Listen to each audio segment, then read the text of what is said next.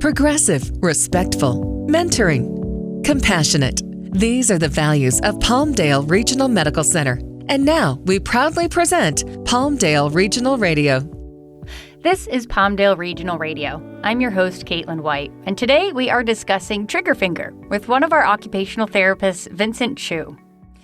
All right, Vincent, get us started here on this topic. What is trigger finger? Trigger finger is your finger locked in the bending position and your finger cannot be straight. So the trigger finger is caused by swollen tendon that allow your fingers to bend. If you look into your hand, like we have the tendon that help our fingers to close or open. And the tendon in your hand pass through the protective tunnel. The tendon slides through the tunnels like the rope goes through the pulley system. If the tendon has inflammation, part of the tendon is inflamed and it's swollen. It looks like the knot on the rope. The rope laid with the knot on it will be hard to go through the pulley system, and sometimes it locks. That's what happened to our finger. Tendon is swollen and it cannot go through the tunnel, so people start to feel like their finger is locked. So that's the trigger finger. Are there any other symptoms besides, obviously, the finger in a locked position that would give us a clue that we might be suffering from this tendon issue? Yeah, so for the trigger finger, at the beginning, you will feel like your finger is stiff and joints are really tight and it's hard to move, particularly in the morning. So a lot of my patients told me they feel like their finger is really stiff in the morning. And then when it gets worse, like people start to have creaking or catching in their fingers. You still can bend your fingers down, but it's really hard to get it open again. Sometimes you need to use the other hand to pose your finger to be straight. And it can be really painful when your finger lock. And if you have trigger finger, typically it will be in your middle finger or your ring finger. They are the most common. All right, middle finger, ring finger. I'm looking at my hand right now. So, Vincent, what are some risk factors for trigger finger?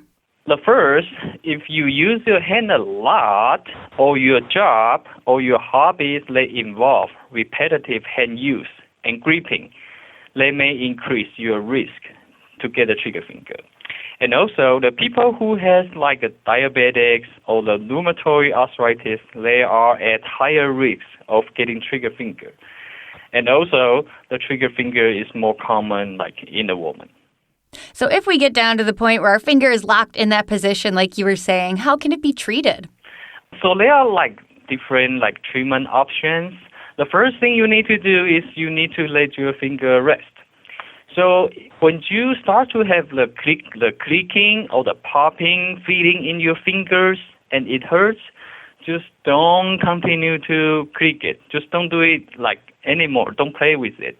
It won't go away if you keep doing that. You only make your finger to be worse and you have more pain in your hand. What you can do right now is you put the ice pack on for 15 minutes and then let it rest. And if you come for the therapy, we will make splint for you. So the patient, they wear the splint at night to keep your finger straight at night, so your finger have the chance to rest. And also, we also show people how to do the stretching exercise. For the stretching exercise, what you can do is you can put your palm up and you reach to your finger from the underneath and you pull your finger down into extension and to stretch out the tight flexor tendon. And you can do that 10 times a day. And if using the ice, using the sprinting, doing the stretching exercise is not helping you, and maybe the doctor will say, okay, let's try to do the cortisone injection or let's do the surgery relapse. But we hope people don't need that. Yeah, well, it sounds like rest is a big factor here. Is there anything else we can do to prevent trigger finger, to prevent getting to the place where we need a splint? Yeah, okay. So to prevent the trigger finger, the most important thing is don't overuse your hand. So you try to avoid repetitive gripping. So you take a break, you use the hand tools or the proper body mechanic for reducing the possibility of the trigger finger.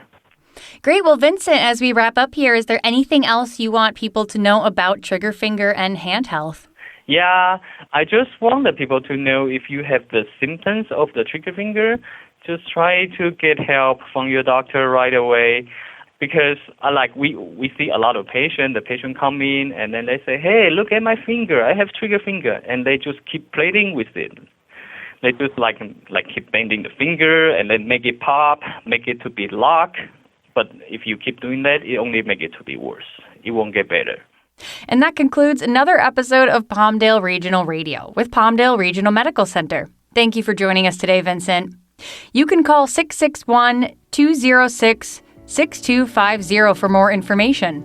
That's 661-206-6250. Or visit us online at palmdaleregional.com/ROI.